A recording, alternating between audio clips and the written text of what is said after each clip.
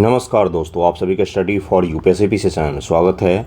आज तारीख है 13 मार्च 2024 ईस्वी और आज का न्यूज़पेपर आर्टिकल डिस्कशन का वीडियो है। ये 13 मार्च है। आज कुछ दिनों में होली आ जाएगी, उसके पश्चात आपका मार्च का महीना ख़त्म हो जाएगा। मार्च का महीना तो होली में ही आपका चला जाएगा। उसके बाद आपके पास कुछ ही महीने बचते हैं जिसमें आपको पीटी मेंस दोनों को तैयार करना पड़ेगा। तो इसलिए ध्यान से पढ़िएगा। बार बार मैं इसलिए याद दिलाता हूँ ताकि आप पढ़ें एक रिदम में।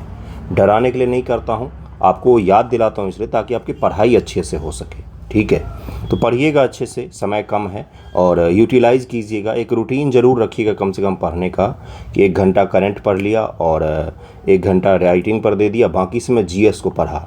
जीएस और करंट इसको अच्छे से पढ़िएगा डीपली। वन लाइनर पढ़ के आगे मत बढ़िएगा, आपका समय बर्बाद होगा। देखिए हेडलाइन क्या है। हेडलाइन यही है कि कल हरियाणा में गवर्नमेंट जो है वो सीएम जो थे खट्टर, उन्होंने इस्तीफ़ा दिया। उसके पश्चात बीजेपी के नए सीएम बने जिनका नाम क्या है, जिनका नाम नायब सिंह सैनी उनका नाम है और वो हरियाणा के नए मुख्यमंत्री बने हैं भारतीय जनता पार्टी से।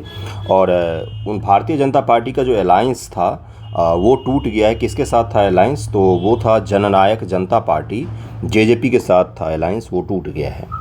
तो कल बीजेपी का वहाँ पर मुख्यमंत्री चेंज हो गए और ये तो कोई आपके एग्ज़ाम के पॉइंट ऑफ व्यू से इम्पॉर्टेंट न्यूज़ नहीं है। उसके अलावा अगला है इन्फ्लेशन का, जो हर 1 महीने 2 महीने पर आता रहता है। ये भी आपके इम्पॉर्टेंट नहीं एग्ज़ाम के लिए। मुख्य रूप से आज के आर्टिकल पर चलते हैं हम लोग, जो आर्टिकल काफ़ी इम्पॉर्टेंट है और 2 दिन पहले ही इंडियन एक्सप्रेस में आया था, जिसको डिटेल में हम लोग पढ़ेंगे। और उसके पश्चात से जो गवर्नमेंट ने अनाउंस किया कि हम सीए को इम्प्लीमेंट करने जा रहे हैं, तो तमिलनाडु गवर्नमेंट और केरल की सरकार ने बोला है कि हमारे यहाँ पर सीए को हम इम्प्लीमेंट नहीं करेंगे, जबकि ये दिखावा है। ऐसा कुछ भी नहीं हो सकता। पूछिए क्यों? क्योंकि नागरिकता संबंधी कानून और उसका इम्प्लीमेंटेशन ये केंद्र सरकार की शक्ति है, राज्य का इसका कोई भी लेना देना नहीं होता है। अगर राज्य सरकार इस तरह की चीज़ें करती है तो केंद्र सरकार के पास में लीगल, ध्यान से सुनिएगा मैं जो शब्द यूज कर रहा हूँ, लीगल उसके पास में एक आधार होगा, एक बेस होगा, जिसके आधार पर वो राज्य सरकार को बर्खास्त कर सकती है। बिल्कुल सही सुन रहे हैं आप, क्योंकि संविधान का उल्लंघन होगा। नागरिकता संबंधी कानून बनाना और उसको लागू करना, निरस्त करना, ये किसका है काम? तो ये काम है केंद्र सरकार का। अगर इसका उल्लंघन कोई राज्य करता है तो राज्यपाल जो है वो रिकमेंड कर सकता है बस एक लाइन में कि आर्टिकल 365 के तहत में इस राज्य का जो शासन है वो संविधान के अनुसार में नहीं चल रहा है और उस राज्य में राष्ट्रपति शासन लगाने की राज्य केंद्र सरकार को लीगल आधार मिल जाएगा। लीगल जब मैं शब्द यूज़ करूँ तो लीगल, लेकिन इस तरह का सिचुएशन नहीं बनेगा, भले ही कुछ राज्य विरोध करें। लेकिन अगर दरअसल में ध्यानपूर्वक देखें तो केरल और तमिलनाडु का तो सीए से कोई लेना देना भी नहीं है, क्योंकि माइग्रेंट्स जो बाहर से आए हैं उनसे सबसे ज़्यादा प्रभावित राज्य जो हैं वो नॉर्थ इंडिया के राज्य हैं। साउथ के राज्य तो कम हैं प्रभावित अगर कंपेयर करें। हाँ, तमिल जो आए हैं श्रीलंका से, उनको अगर नागरिकता दे दी जाती तो फिर सही भी रहता। ठीक है, तो ये कुछ विवाद हो रहे हैं सीए को लेकर, जगह जगह प्रोटेस्ट वगैरह भी शुरू हुए हैं। ये चीज़ होंगे ही, लोकतांत्रिक प्रक्रिया का भाग है ये कि कोई चीज़ लागू होता है तो कुछ लोग प्रोटेस्ट करते हैं। हम लोग आर्टिकल को कवर करते हैं। आर्टिकल देखिए क्या है, उसके अलावा और भी कई सारे इंपॉर्टेंट न्यूज़ हैं आपके लिए। देखिए आज का आर्टिकल क्या है, गलती से यहाँ पर 12 मार्च लिख गया है, ये 13 मार्च होगा, गलती से लिखा हुआ है। देखिए आयुष और आधुनिक चिकित्सा का एकीकरण। आयुष क्या है? आयुष में आता है आयुर्वेद, योगा, शुद्ध सिद्धा, यूनानी, ये सब के सब आते हैं। और आधुनिक चिकित्सा कौन सा हो गया? मॉडर्न मेडिकल साइंस जो है, जिसको अंग्रेजी दवा बोल देते हैं आप लोग सामान्य भाषा में, वो अंग्रेजी चिकित्सा पद्धति और आयुष चिकित्सा पद्धति। आयुष केवल भारतीय नहीं है, आयुष में ऐसे भी पौराणिक चिकित्सा पद्धति शामिल हैं जो भारतीय नहीं है, कई सारे देशों के हैं। जैसे सोवा रिगपा, क्या बोला मैंने? सोवा रिगपा। अब ये कहाँ का है भाई? तो हिमालयन और तिब्बतियन क्षेत्र में, जैसे लेह लद्दाख से लेकर और अरुणाचल प्रदेश में भी और तिब्बत की प्रचलित पौराणिक चिकित्सा पद्धति है। यूनानी पद्धति बाहर से आया अपने देश में। योगा अपने देश का है, योग बोलते हैं, योगा हम लोग बोलते हैं, योग होता है, योगा अंग्रेजी में बोला जाता है, भाषा में क्या लेना देना, योग बोलिए योगा बोलिए। ठीक है, आयुर्वेद भारत का ही है आयुर्वेद। ठीक है, तो अब आयुर्वेद और आयुष और ये जो पौराणिक हैं और मॉडर्न मेडिकल साइंस है, इन दोनों का इंटीग्रेशन करना है, एकीकरण करके हमें काम करना पड़ेगा अगर मानव का हम कल्याण चाहते हैं। तो लेकिन ये एक दूसरे का एकीकरण इतना आसान भी नहीं है। जो मॉडर्न मेडिकल साइंस है वो सिरे से खारिज कर देता है कि ये जो आयुष है ये अंधविश्वास है। आपने लोगों को बोलते सुना होगा। और जो आयुष हैं वो मॉडर्न मेडिकल साइंस को बोलते हैं कि ये जो है ये शरीर को ख़राब कर देता है, ये केवल बीमारी को दूर कर देता है लेकिन किसी और बीमारी को जन्म दे देता है। जैसे एंटीबैक्टीरियल दवाई जब आप खाते हैं तो आपके शरीर में रेसिस्टेंट बन जाता है। आयुर्वेद इस तरह के क्लेम करते हैं। तो एक दूसरे के कट्टर विरोधी हैं ये दोनों। अब इन दोनों के एकीकरण कैसे हो, उसके लिए कुछ रास्ता हमें निकालना पड़ेगा। देखिए उसी पर आधारित ये आर्टिकल है। यही चीज़ जो मैंने अभी बताया है वही सब इसमें लिखा हुआ है। अगला देखिए क्या है कि हाल के समय में आयुष दवाओं पूरक सप्लीमेंट के उत्पाद में तेज़ी से वृद्धि देखी गई है। आयुष दवा यानी कि जो पौराणिक चिकित्सा है ना, कोरोना पीरियड के पश्चात या कोरोना पीरियड के दौरान भी लोगों ने उस चीज़ को अपनाया भी था। आयुष का मतलब गाय का गोबर लगा के बैठ जाना शरीर पर नहीं होता है। आयुष एक मेडिकल साइंस है गुरु, बहुत पुराना, जिसका गाय से कोई लेना देना खास तौर पे है नहीं। कई सारे लोग बोलते हैं कि गाय ऑक्सीजन देती है ये वगैरह वगैरह, ये वाकई अंधविश्वास होता है। हर चीज़ का एक चिकित्सा पद्धति होता है और एक होता है उसमें अंधविश्वास। तो चिकित्सा पद्धति को हमें आगे बढ़ाना पड़ेगा, न कि अंधविश्वास को। ठीक है, जैसे आपने कोरोना पीरियड में देखा होगा ऑक्सीजन की कमी होती है, लोग पीपल के पेड़ पर चढ़ के बैठ गए थे कि ऑक्सीजन ज़्यादा मिलेगा। वो ऑक्सीजन और मेडिकल ऑक्सीजन में अंतर होता है, दोनों में अंतर होता है। देखिए यहाँ पर क्या लिखा हुआ है कि हाल फिलहाल बढ़ गया है। राजस्व वर्ष 2014 में 3 बिलियन अमेरिकी डॉलर से बढ़कर 2020 में 18 बिलियन अमेरिकी डॉलर हो गया। 2023 में 24 बिलियन अमेरिकी डॉलर की अनुमानित वृद्धि ने इसके लिए वित्तीय प्रभाव को प्रदर्शित किया है। मतलब कि आयुष का जो सप्लीमेंट है ना, वो तेज़ी से लोग अपना रहे हैं और उसको बढ़ावा भी मिल रहा है। इसके अलावा आयुष आधारित स्वास्थ्य और कल्याण केंद्रों को व्यापक प्रतिक्रिया मिल रही है। 7,000 परिचालन केंद्रों में 2022 में 8.42 करोड़ मरीजों ने स्वास्थ्य सेवा प्राप्त की। मतलब कि लोग भी अब आयुष की तरफ में बढ़ रहे हैं, उनका रुझान बढ़ा है। पारंपरिक जो पौराणिक चिकित्सा पद्धति है उसकी तरफ में बढ़ा है।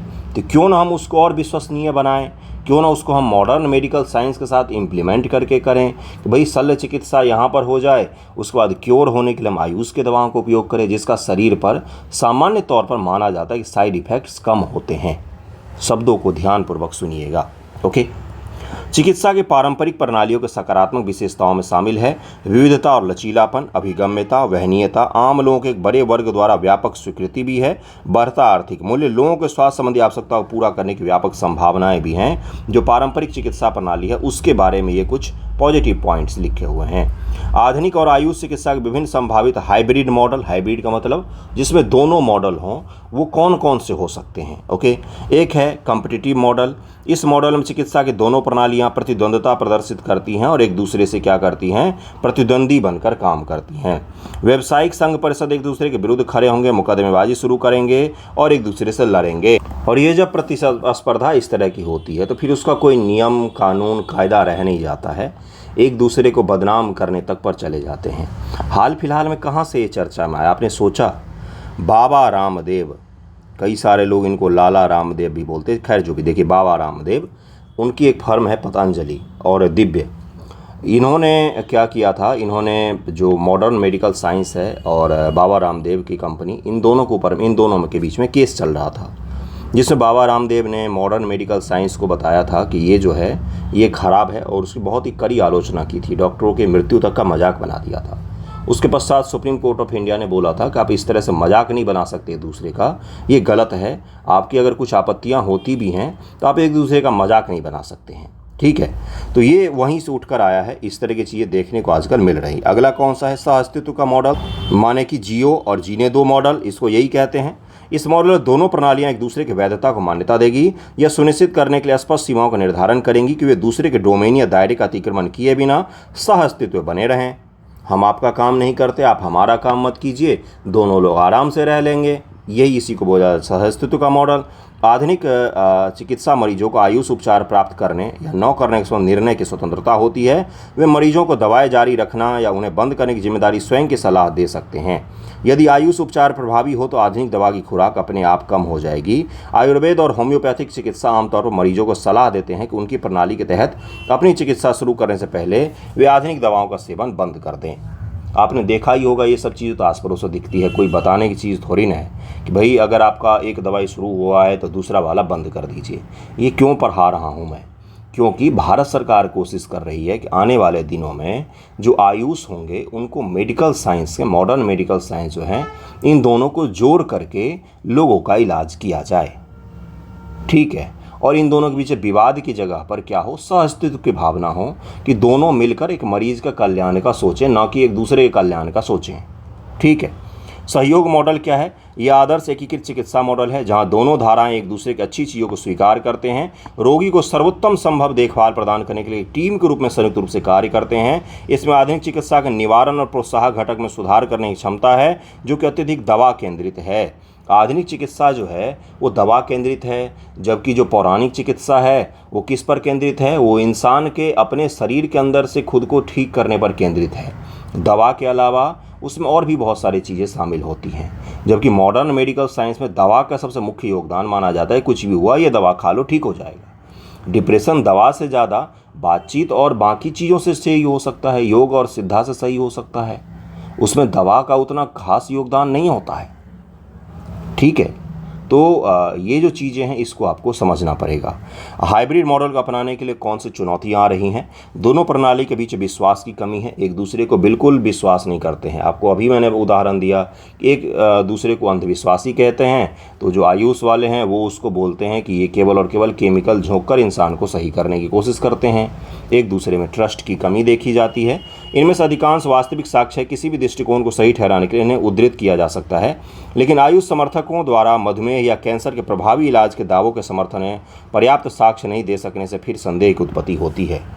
आयुष और जो पौराणिक चिकित्सा पद्धति है ना, उसमें अभी भी साक्ष्यों की कमी है, रिसर्च की कमी है, और रिसर्च के अलावा जो एक दुनिया भर में एक ट्रस्ट कायम करने की है ना, अभी भी वो उसकी कमी है।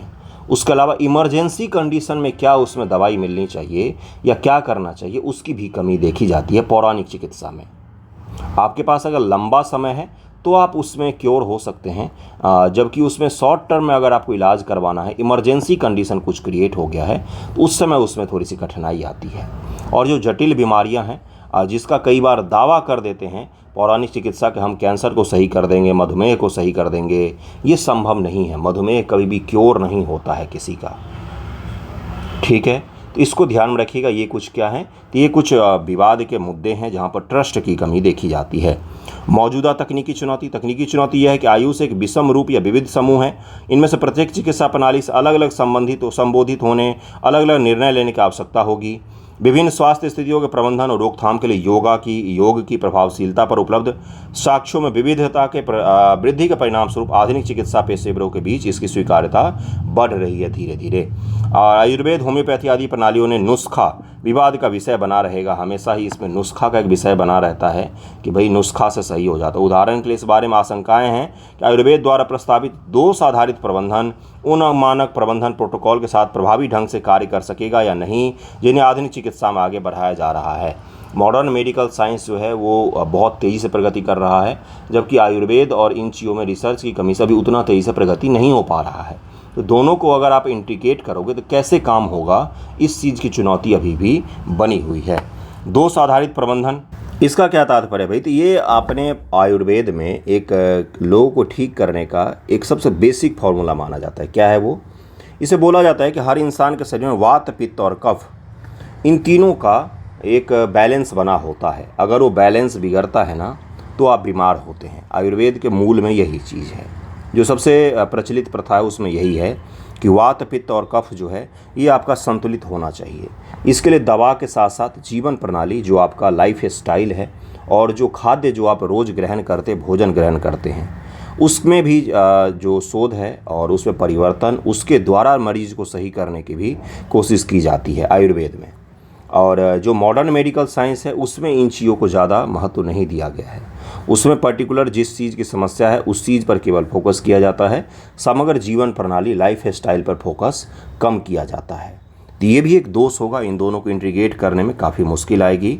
उसके पश्चात ये भी बोला गया है कि जो आयुष के डॉक्टर होते हैं वो अच्छा होगा कि मॉडर्न मेडिकल साइंस के दवाओं को रिकमेंड ना करें, और जो मॉडर्न मेडिकल साइंस के जो डॉक्टर्स होते हैं वो पौराणिक दवाओं में, पौराणिक जो चिकित्सा पद्धति है उसके दवाओं को रिकमेंड नहीं करें। जिससे क्या होगा, एक सही वातावरण बनेगा, एक ट्रस्ट बनेगा। अगर एक दूसरे की दवाओं को वो बिना नॉलेज के, बिना पढ़े लिखे रिकमेंड करेंगे तो कहीं न कहीं उससे समाज में और लोगों में ट्रस्ट की कमी बनेगी चिकित्सा प्रणाली को लेकर। तो ये सबसे बड़ी चुनौती देखा गया है इसमें। अब इसका कुछ समाधान भी तो होगा ना, कि इसका समाधान क्या हो भाई, किस प्रकार से हम इन दोनों को इंटीग्रेट कर सकते हैं। तो पहला तो होगा भाई ट्रस्ट डेवलप करना। दूसरा होगा कि हम इस तरह की शिक्षा प्रणाली बनाएं जहां पर दोनों का ज्ञान हो। डॉक्टर्स जो हैं वो थोड़ा बहुत जो आयुष के बारे में भी ज्ञान लें और थोड़ा मॉडर्न साइंस के बारे में तो उनको ज्ञान होना ही चाहिए। और जो जागरूकता है उसको भी बढ़ा सकते हैं।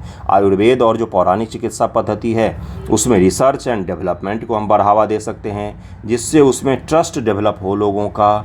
और क्या है, जो अंधविश्वास फैला है एक समाज में उसको भी दूर करना चाहिए कि ये चीज़ें ख़राब नहीं होती हैं। डॉक्टर पढ़ लिख के बनते हैं, आयुष के डॉक्टर भी बहुत मेहनत से पास करते एग्ज़ाम, उनको भी पढ़ना पड़ता है भाई, ऐसे ही नहीं होते हैं। तो ये कुछ उसका समाधान भी हो सकता है। साथ में भारत सरकार ने कोशिश भी की है कि आयुष मंत्रालय बनाकर क्या किया जाए, तो जो पौराणिक चिकित्सा पद्धति है उसको जन जागरूकता में शामिल किया जाए और उसको लोगों तक पहुँचाया जाए।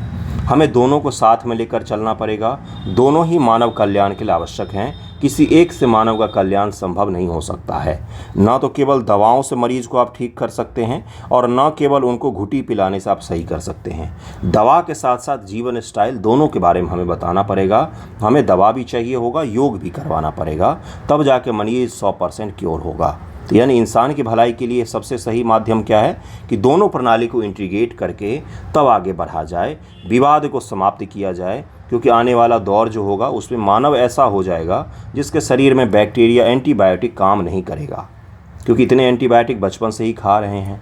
तो उसका समाधान हमें आयुष ही प्रदान कर सकता है, ठीक है। नहीं तो और हाई पावर के हमें एंटीबायोटिक खाने पड़ेंगे।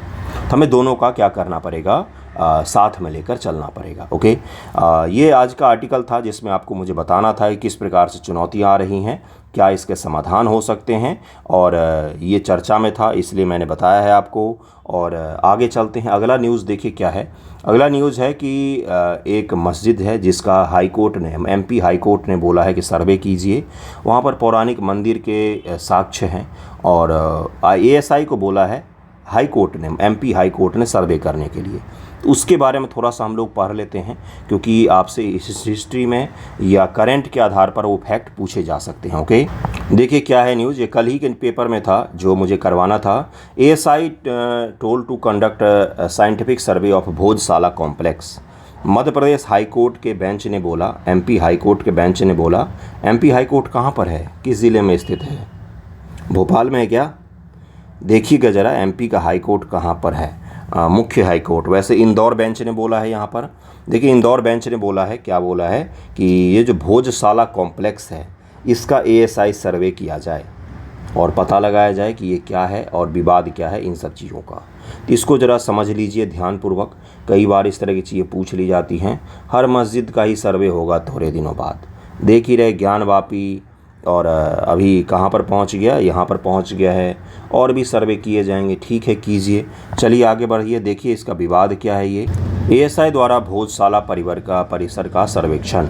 मध्य प्रदेश उच्च न्यायालय के इंदौर खंडपीठ ने भारतीय पुरातत्व सर्वेक्षण को धार जिले में, कहाँ पर है ये भोजशाला, तो एमपी में एक ज़िला है धार, वहीं पर है। भोजशाला मंदिर कमाल मौला मस्जिद परिसर, भोजशाला मंदिर भी बोलते हैं, कमाल मौला मस्जिद परिसर के मूल प्रकृति को स्पष्ट करने के लिए वैज्ञानिक सर्वेक्षण करने का आदेश दिया है। भोजशाला मंदिर कमाल मौला मस्जिद परिसर क्या है, तो भोजशाला मंदिर कमाल मौला मस्जिद परिसर मूल रूप से 11वीं शताब्दी ईस्वी में परमार राजा भोज द्वारा निर्मित देवी सरस्वती का मंदिर था। कब बनाया गया था? 11वीं शताब्दी में। किसके द्वारा बनाया गया था? तो परमार वंश के राजा भोज के द्वारा निर्मित भगवान देवी सरस्वती का मंदिर था ये। मस्जिद का निर्माण मंदिर के अवशेषों का उपयोग करके किया गया है। स्मारक में संस्कृत व प्राकृतिक साहित्य कृतियों के साथ अंकित कुछ स्लैब भी मौजूद हैं। जो मंदिर तोड़कर वहाँ पर मस्जिद बनाया गया तो उसी सामग्री का उपयोग करके वहाँ पर मस्जिद का निर्माण किया गया। मतों के अनुसार कला व साहित्य के महान संरक्षक रूप में प्रसिद्ध राजा भोज ने एक स्कूल की स्थापना की थी जिसे अब भोजशाला के नाम से जाना जाता है। एएसआई के साथ एक समझौते के तहत हिंदू प्रत्येक मंगलवार को मंदिर में उपासना करते हैं और मुस्लिम समुदाय के लोग प्रत्येक शुक्रवार को नमाज पढ़ते हैं वहाँ पर। क्या बोला मैंने? देखिए एएसआई का चूँकि परिसर है ये, तब यहाँ पर एएसआई जैसे कुतुब मीनार वगैरह जो जगह है वहाँ पर पूजा पाठ तो नहीं होता है, लेकिन ठीक है यहाँ पर चूँकि लोगों की भावनाओं का ध्यान में रखते हुए पूजा भी होती है और नमाज भी पढ़े जाते हैं। शुक्रवार को नमाज होती है और मंगलवार को मंदिर में लोग उपासना भी करते, पूजा पाठ भी करते हैं। सब कुछ सही चला आ रहा है। देखिए आगे क्या है, विवाद क्या है। हिंदू समुदाय इस परिसर की मूल स्थिति को मंदिर के रूप में दर्शाते हैं, जबकि मुस्लिम समुदाय इसे कमाल मौला की मस्जिद मानते हैं। वही विवाद जो हर जगह होता है, मंदिर मेरा मुस्लिम का है, मुस्लिम मस्जिद का है, मंदिर हिंदू का है। पृथ्वी तो भगवान का है ना, और ऊपर वाला तो एक ही होता है, और उनके छोटे से मंदिर मस्जिद के लिए हम तुच्छ प्राणी लड़ रहे हैं। लड़िए। याचिकाकर्ता ने एएसआई रिपोर्ट का हवाला देते हुए दावा किया कि मस्जिद बनाने के लिए भोजशाला और वागे देवी मंदिर को ध्वस्त कर दिया गया था। अब ये तो सच्चाई है, इसमें क्या है, इसमें झुठलाने की कोई चीज़ ही नहीं है। ये तो अपने इतिहास की सबसे बड़ी सच्चाई है जिसको हम छुटाने की कोशिश करते हैं, और वो जितना हम उस चीज़ को दबाएंगे उतना वो चीज़ आगे निकल कर आएगा। एक्सेप्ट क्यों नहीं किया जाता इस ट्रुथ को? भारत में मैक्सिमम मंदिर जो थे वो तोड़कर मस्जिद बनाए गए हैं, और उसमें आज के मुसलमानों का कोई दोष नहीं है। उन मुस्लिम आक्रांत राजाओं का दोष है जिन्होंने धर्म के आधार पर शासन करने की इस देश में कोशिश की। ठीक है, तो अगर हमें इतिहास बचपन से सही से पढ़ाया जाता, जिसमें हमें ये नहीं बताया जाता, औरंगजेब जैसे क्रूर शासक को ये नहीं बताया जाता कि वो बहुत ही अच्छा दयाशील शासक था, तब तो लोगों के मन में उसको लेकर सही अवधारणा नहीं बनती ना। गलत है ना। आज कोई मस्जिद तोड़कर मंदिर बनाए तो भी गलत है, मंदिर तोड़कर जिसमें मस्जिद बनाया गया था ये भी गलत है। इसको क्यों नहीं लिखा गया इतिहास की किताबों में? लिखा जाता तो बचपन से लोग सही से पढ़ते कि किसी भी धर्म के जो पूजा स्थल होते हैं उनको तोड़कर किसी दूसरे धर्म के पूजा स्थल को बना देना ये गलत होता है, चाहे कोई भी समुदाय करे, कोई भी राजा करे।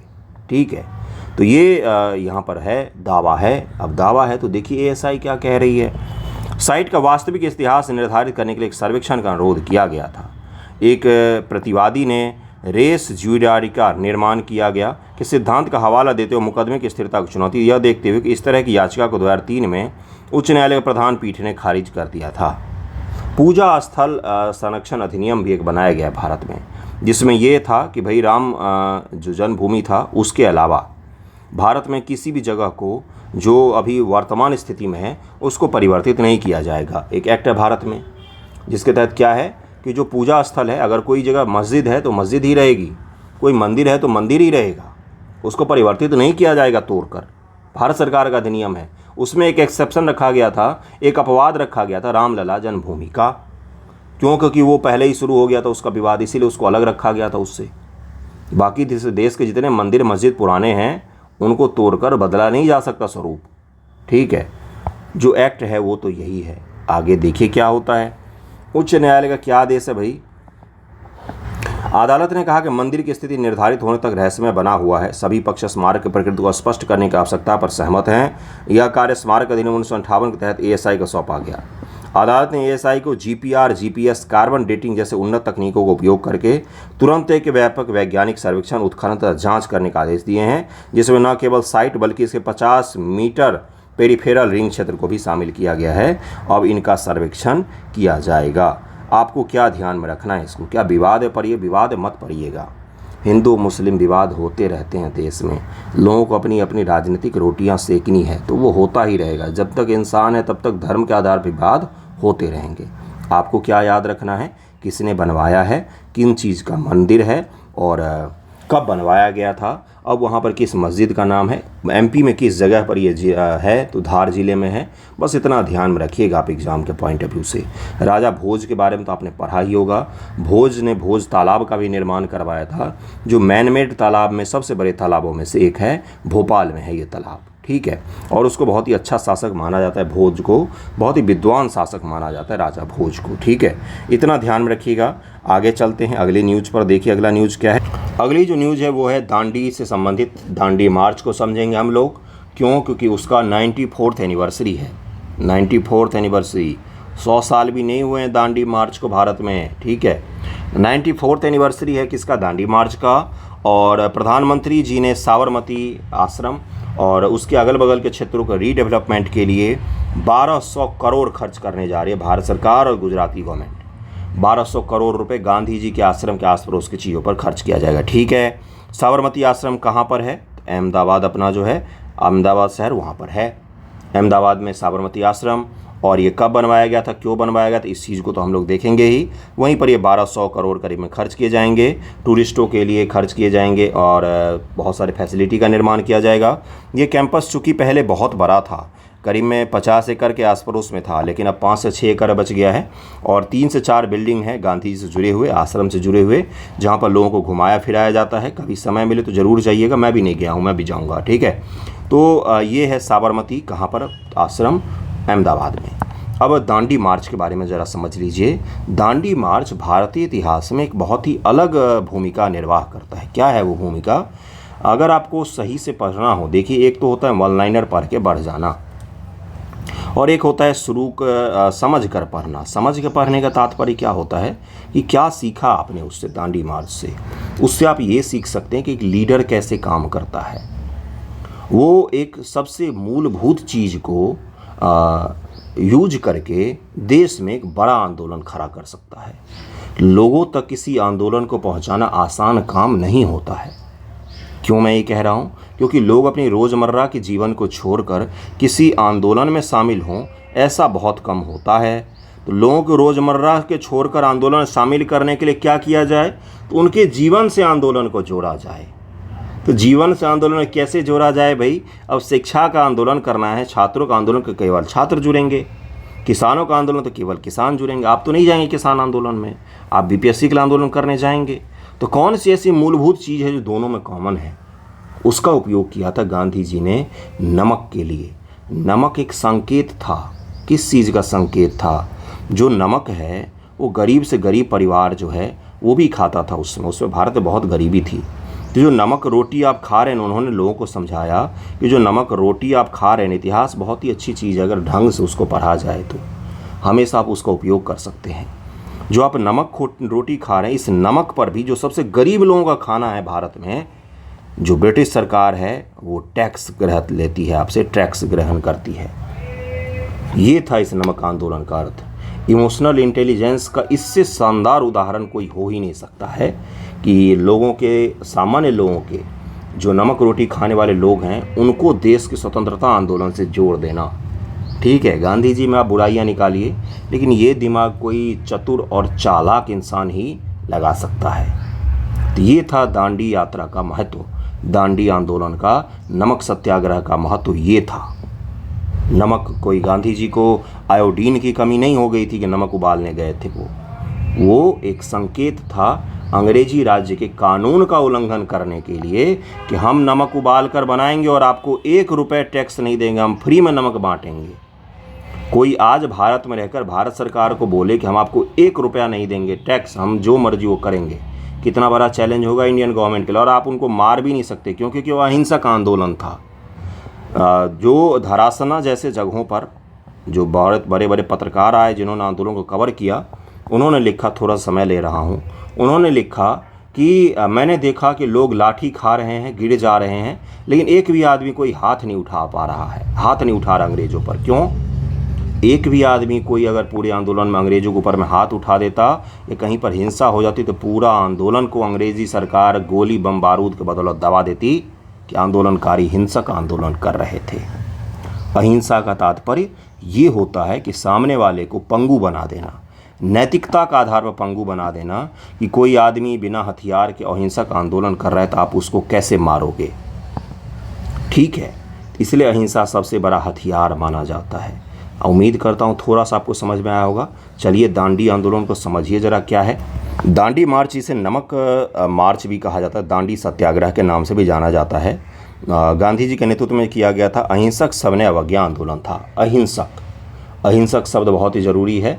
कुछ नहीं किया था, अपने अपने घर से निकलकर नमक बनाना है। सरकार अगर मारे तो मार खाकर गिर जाना है, मर जाना है, लेकिन हाथ नहीं उठाना है। तो ये लोगों के लिए बहुत ही, अंग्रेजी गवर्नमेंट के लिए एक बहुत ही बड़ी नैतिक दुविधा उत्पन्न हो गई कि हम क्या करें इस स्थिति में। तो कुछ नहीं कर पाए थे वो।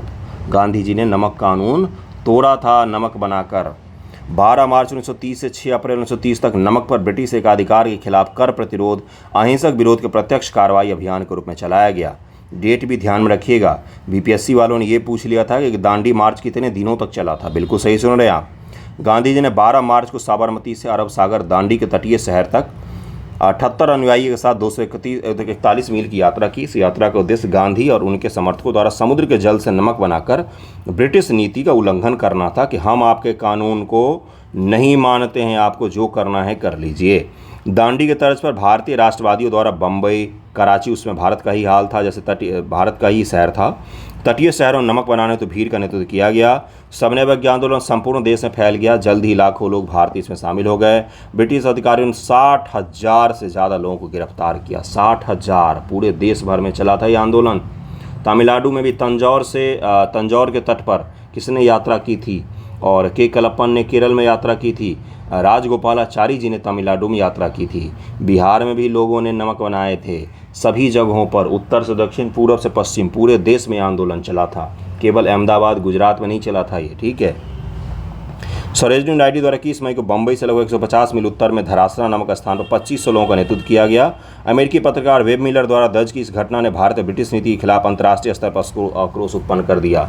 वेब मिलर ने ही लिखा था कि मैंने देखा कि लोगों पर लाठियों से प्रहार किए जा रहे हैं, लोग गिर गिर कर मर रहे हैं, लेकिन किसी एक आदमी ने ब्रिटिशर्स पर हाथ नहीं उठाया।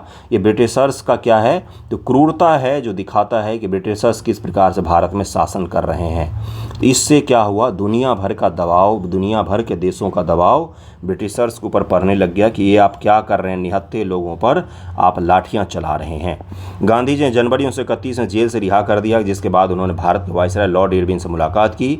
इस मुलाकात में लंदन में भारत के भविष्य पर होने वाले गोलमेज सम्मेलन शामिल होने, तो सत्याग्रह को समाप्त करने पर सहमति बनी, और इसके पश्चात ही भगत सिंह को फांसी भी दिया गया था। ये भी ये सच्चाई है इसका। गांधी जी ने अगस्त 1931 में राष्ट्रवादी भारतीय राष्ट्रीय कांग्रेस के एकमात्र प्रतिनिधि के रूप में सम्मेलन में भाग लिया। यह बैठक निराशाजनक रही, लेकिन ब्रिटिश नेताओं ने गांधी जी को एक ऐसी ताकत के रूप में स्वीकार किया जिसे वो ना तो दबा सकते हैं, ना ही अनदेखा कर सकते हैं। तो ये जो गांधी जी वायसराय से वार्तालाप कर रहे हैं, समझौता कर रहे हैं, समझौता बराबरी वालों में किया जाता है। तो इस एक आंदोलन के कारण एक व्यक्ति भारत का वायसराय के बराबर में जा बैठा, ठीक है। तो ये था इस दांडी आंदोलन का महत्व को समझिएगा। ऊपर ऊपर पढ़ के बढ़ जाते हैं आप लोग, जबकि उसका जो मूल अर्थ होता है इतिहास का, वो फैक्ट नहीं होता है, बियॉन्ड द फैक्ट होता है। तो उस समय क्या घटना घटित हुई थी, फैक्ट से थोड़ी ना काम चलता है गुरु, वो तो एग्ज़ाम पास कर सकते हैं आप, समझ थोड़ी ना बनेगी। अगला एक न्यूज़ देखिए, पीटी फैक्ट के लिए काफ़ी इंपॉर्टेंट है। याओंडे घोषणा है, ये कहाँ से उठाया भाई मैंने, तो ये मैंने लिया है आपका डाउन टू अर्थ पत्रिका से। याओंडे घोषणा, हाल ही में याओंडे घोषणा ने मलेरिया के खिलाफ लड़ाई में एक महत्वपूर्ण मील का पत्थर चिन्हित किया है।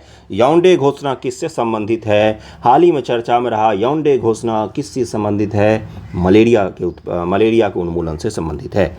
11 अफ्रीकी देशों के स्वास्थ्य मंत्रियों ने मलेरिया से होने वाली मौतों को समाप्त करने का संकल्प लिया है। अफ्रीका मलेरिया से सबसे ज़्यादा प्रभावित कॉन्टिनेंट में से एक है। वैश्विक स्तर पर मलेरिया के मामलों की कुल संख्या 2019 में 233 मिलियन, 2022 में 249 मिलियन हो गई है।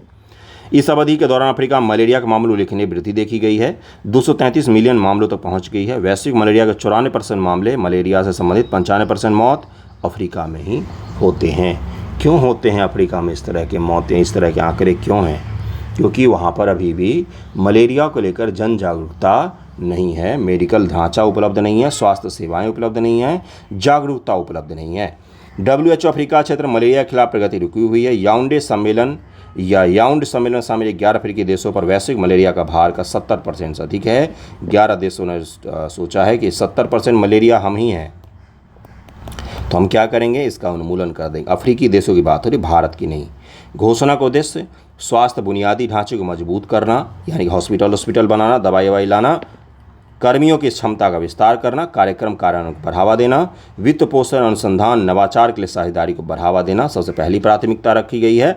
घोषणा के बावजूद विशेषज्ञ जमीनी स्तर पर ठोस कार्रवाई की जरूरत पर बल देते हैं कि मलेरिया जैसी ये चीज़ें होती है ना, इसको जन जागरूकता के माध्यम से निपटाया जा सकता है, ठीक है। और साफ़ सफाई करके, आस पड़ोस की चीज़ों को साफ रख के थोड़ा सा इसको निपटाया जा सकता है ना। तो उसी के बारे में है ये, और इसमें बहुत सारा चर्चा वर्चा किया गया है। 11 अफ्रीकी देश, याओंडे घोषणा किससे संबंधित, तो किससे संबंधित है, मलेरिया से संबंधित है। याद हो गया होगा याओंडे घोषणा के बारे में। अगले टॉपिक पर चलते। अगला न्यूज़ देखिए क्या है कि कल बड़ा ही दुखद न्यूज़ आया सामने कि भाई तेजस एयरक्राफ्ट पहली बार 2001 में इसको कमीशन किया गया था। उसके बाद पहली बार ऐसा हुआ है कि तेजस एयरक्राफ्ट जो है वो क्रैश कर गया। कहाँ पर, तो राजस्थान के जैसलमेर में क्रैश कर गया। वहाँ पर आपको पता ही है कि एक अभ्यास चल रहा था, उसी के दौरान तेजस जो है क्रैश कर गया। पहली बार ऐसा हुआ है कि तेजस ने क्रैश किया हो। बाकी पायलट सुरक्षित रहे, वो सही समय पर बाहर आ गए, उससे एयरप्लेन से फाइटर जेट से बाहर आ गए वो, और एयरक्राफ्ट जो ज़मीन पर गिरा और क्रैश हो गया, है ना। और 2001 ईस्वी में जम्मू कश्मीर में इसको सबसे पहली बार क्या किया गया था, कमीशन किया गया था। तो बस यही है इसका, और क्या बताऊं इसमें, और तो कुछ न्यूज़ है नहीं। अगला न्यूज़ देखिए क्या है कि सिपरी का रिपोर्ट आया है। सिपरी, इसका नाम क्या है भाई, सिपरी का फुल फॉर्म क्या है, Stockholm International Peace Research Institute. Stockholm International Peace Research Institute. अब इस इंस्टीट्यूट ने बताया है कि भाई इंडिया जो है, भारत जो है वो टॉप आर्म इंपोर्टर रहा है, इंपोर्ट करने वाला। 2019 से 2023 का अगर हम लोग पीरियड देखें, 2019 से 2023 5 साल का अगर हम लोग देखें, तो ये क्या है, तो इसमें सबसे ज़्यादा भारत ने हथियार खरीदने में रुचि दिखाई है, ख़रीदा भी है। सबसे ज़्यादा हमने कहाँ से ख़रीदा है, एज यूजुअल रूस से सबसे ज़्यादा हमने हथियार खरीदे हैं, और उसके पश्चात सऊदी अरेबिया, और फिर कतर, और फिर एक देश है यूक्रेन। क्या नाम है, यूक्रेन। उसका नाम आ गया है कि यूक्रेन भी टॉप आर्म इंपोर्टर है। लेकिन एक चीज़ का ध्यान रखिएगा, आर्म इंपोर्टर हैं हम, साथ में धीरे धीरे करके हम एक्सपोर्टर भी बनते जा रहे हैं, एक्सपोर्ट भी करते जा रहे हैं। आर्म को इंपोर्ट करने में, खरीदने के मामलों में यूरोपियन देशों का भी उच्च स्थान है कि वो बहुत सारे आर्म्स खरीदते हैं। ठीक है, देखिए अगला क्या दिया हुआ है यहाँ कि 2019 से 2023 के बीच में जो टॉप आर्म इंपोर्ट करने वाले देश रहे हैं 10, उसमें से टॉप 3 जो हैं वो सब के सब कहाँ से हैं, एशिया से हैं, जिसमें इंडिया, सऊदी अरेबिया और कतर हैं जो टॉप इंपोर्टर रहे हैं। भारत सरकार भी काफ़ी अच्छे खासे हद पर आर्म को इंपोर्ट करती है। क्यों करती है, क्योंकि दो दुश्मन पाल रखे हैं हमने, और उसके अलावा हमारी अपनी ज़रूरत भी है। दुश्मन के अलावा भी हमारी अपनी ज़रूरत होती है। भाई इतने बड़े देश को, 140 करोड़ लोगों के देश को, इतना बड़ा भूभाग को चलाने के लिए, सुरक्षित करने के लिए हथियारों की आवश्यकता तो पड़ती ही है, और रखना भी चाहिए। इसलिए भारत सरकार खरीद भी रही है। ठीक है, अगले टप पर चलते हैं। और क्या बताऊं इसमें सिपरी की रिपोर्ट में, बस इसको रेफरेंस के तौर पर यूज़ कीजिएगा। जो आपको आलोचना करना हो कि अभी भी भारत आर्म इंपोर्ट पर निर्भर है, ये लिख दीजिएगा। कितना हम मंगा रहे हैं, सबसे ज़्यादा रूस से मंगा रहे हैं, जिसमें करीब में देखिए यहाँ पर लिखा हुआ है कि although Russia remained India's main arm supplier. लगभग में 36% जो हम हमने इंपोर्ट किया है ना इस दौरान, वो रूस से ही किया है। बाकी हमने और कहाँ कहाँ से ख़रीदा है, तो यूएसए से ख़रीदा है, अमेरिका से ख़रीदा है, यूके, फ्रांस और इज़राइल का भी इसमें स्थान है, जहाँ से हमने काफ़ी सारे हथियार खरीदे हैं। यही वो कुछ देश हैं जहाँ से हम हथियार ज़्यादातर खरीद रहे हैं। लेकिन सबसे ज़्यादा कहाँ से खरीदते हैं, तो हम खरीदते हैं रूस से। ओके, चलिए अगले न्यूज़ पर चलते हैं। देखिए अगला न्यूज़ क्या है, अगला न्यूज़ है आपका UCPMP। अब ये क्या है, uniform code for pharmaceutical market practices. अब ये क्या होता है, तो ये कोड होता है जो भारत सरकार के द्वारा यूनिफॉर्म सिविल कोड के जैसे कोड होता है, किसके लिए, फार्मास्यूटिकल मार्केट के लिए। उनके लिए कुछ कोड ऑफ कंडक्ट होते हैं कि आप क्या करोगे क्या नहीं करोगे, इसको जारी करती है सरकार। डॉक्टरों से लेकर, उत्पादकों से लेकर, MR मेडिकल रिप्रेजेंटेटिव जो होते हैं, जो दवाई वगैरह बेचते हैं डॉक्टर साहब के पास में जाकर कि हम आपको टिकट दे रहे हैं, नॉर्डरी कंट्री घूम के आइए, लेकिन आज के बाद हमारा दवाई लिखिएगा। डोलो दवाई का नाम सुना आपने, डोलो दवाई रिकमेंड करने के लिए कुछ MR ने कोरोना के पश्चात वाले पीरियड में दवाई देने वाले डॉक्टरों को पैसा खिलाया था। तो उसके बाद कार्रवाई भी की गई थी कि इस तरह की चीज़ें नहीं कर सकते हैं आप। लेकिन ये भारत सरकार कोड वोड है, बाकी डॉक्टरों को तो धड़ल्ले तौर पर पैसा दिया जाता है दवाई लिखने के लिए। सच्चाई तो यही है। तो मैं आपको इस कोड के बारे में बता देता हूं, उतना आप ध्यान में रखिएगा। देखिए क्या है, ये फार्मास्यूटिकल विपणन प्रथाओं के समान संहिता UCPMP कहा जाता है इसको।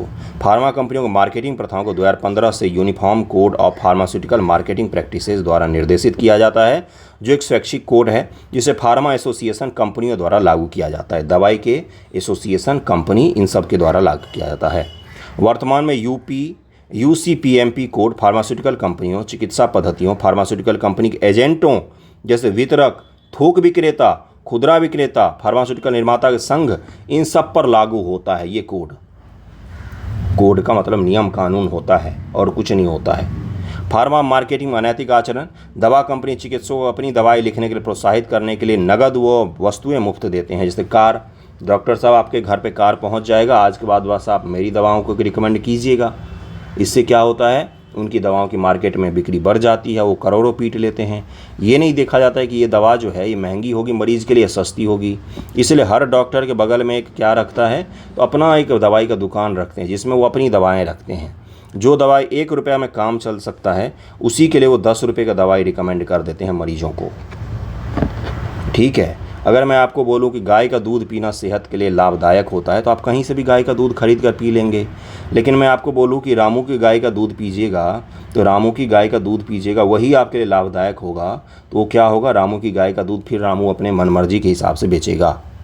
1000 रुपये लीटर ही बेचेगा, तो आपको लगेगा कि डॉक्टर साहब ने बोला है रामू की गाय का दूध पीना, तो आप वहीं से खरीदेंगे। तो इसलिए रामू मनचाहा दाम लगाएगा। दवाओं के भी मार्केट में यही होता है। आपको ये नहीं बोला जाता है कि आप फलाना दवाई ले लीजिए, आपको बोला जाता है फलाने कंपनी का दवाई ले लीजिए। तो फिर वो कंपनी क्या करती है, अपने हिसाब से दाम वसूलती है। ठीक है, इतना आसान होता है इस चीज़ को समझना, लोग समझ नहीं पाते हैं। चलिए देखिए क्या लिखा हुआ है। लेख प्रकाशन सम्मेलन में बोलने, जैसे कई सारे डॉक्टर्स लोग जो कॉन्फ्रेंस वगैरह आयोजित होते उसमें रिकमेंड कर देते हैं। मदद करने के डॉक्टरों को प्रतिष्ठा निर्माण अभ्यास में सहायता करना, डॉक्टरों को क्लिनिकल परीक्षणों में जांचकर्ताओं का नेतृत्व करना या समिति के सदस्यों के रूप में बनाना जिसके लिए उन्हें भारी भुगतान किया जाता है। वैश्विक अनुभव से यह भी पता चलता है कि स्वैच्छिक कोड काम नहीं करता है। अंत में सही लिखा हुआ है यहाँ पर। ये जो स्वैच्छिक कोड वोड है ना, ये सब दूर के दूर ही रखे जाते हैं, कहने के लिए ठीक है। तो इसको बस ध्यान रखिएगा, आपसे एग्जाम में ये पूछा जा सकता है। UCPMP हाल ही में चर्चा में रहा, किससे संबंधित है, इस तरह की चीज़ें पूछी जा सकती हैं। अगले टॉपिक पर चलिए। अगला टॉपिक देखिए क्या, अगली जो न्यूज़ है वो PT के लिए हो सकता है, क्योंकि चीफ इकोनॉमिक एडवाइज़र उन्होंने बताया है कि हमारे GDP का ग्रोथ जो रहेगा फाइनेंशियल 2024 से वो करीब में 8% के आसपास में रहेगा। चीफ इकोनॉमिक एडवाइज़र ने बोला है, तो इसलिए मैंने बता दिया। सामान्य तौर पर मैं इस तरह की चीज़ें आपको नहीं बताता हूँ, क्योंकि कितने सारे आप याद रखेंगे कि कितना ग्रोथ होगा, कितना नहीं, एक सीमा होता है याद रखने का। तो बस इसको एक बार ध्यान रखिएगा। चीफ इकोनॉमिक एडवाइज़र ने बोला है कि 8% के आसपास रहेगा, 7.6% से 8% के बीच के आसपास रहेगा। बस इसको ध्यान में रखिएगा। तो आज का न्यूज़पेपर डिस्कशन यहीं पर समाप्त करते हैं। कैसा लगा है ज़रूर बताइएगा। थैंक यू सो मच आप सभी का वीडियो देखने के लिए।